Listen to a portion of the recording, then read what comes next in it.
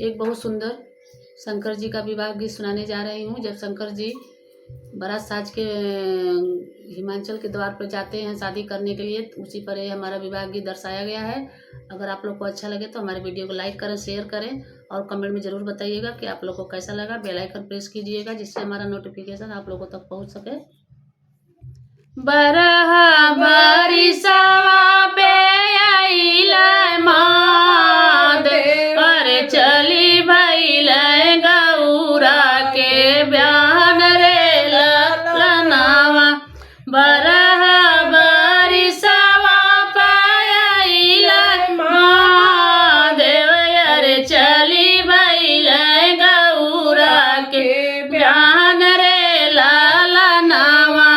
भूत पिशाच का सजेला बारतिया, अरे चली भइल गौरा के ब्यान रे ललनावा।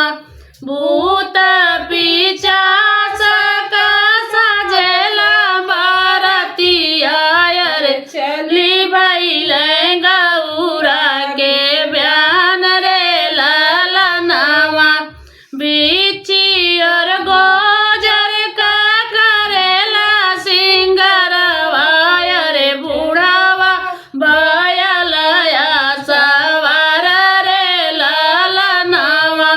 बिची और कीरा का करेला सिंगरवा, अरे बूढ़ावा बयलया सवार रे ललनावा।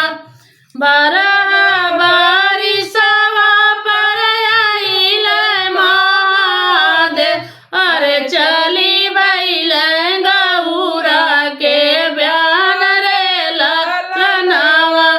बरहा बारिशवा पर आइलै मादेव, अरे चली भइलै गौरा के ब्यान रे ललनावा।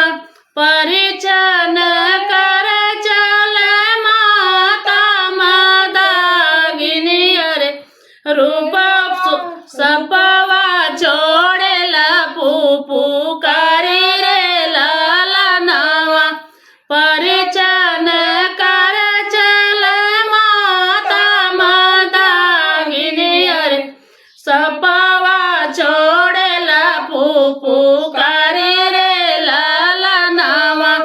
मूसर फेंकली माताया छत फेंकली, अरे अपने परायल घरा जाली रे ललनावा।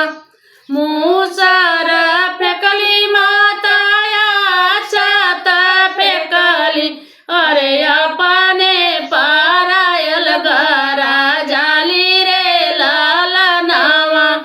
ऐसने बौरावा से गौरा ना बियाह, अरे बलू गौरा रही है कुंवर रे ललनावा।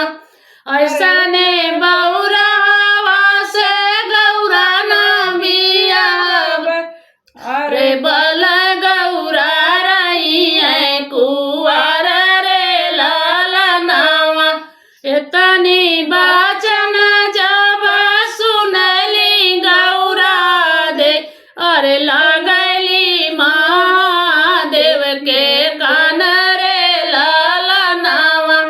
इतनी बाचन जब सुनली गौरा दे, अरे लागली महादेव के कान रे ललनावा।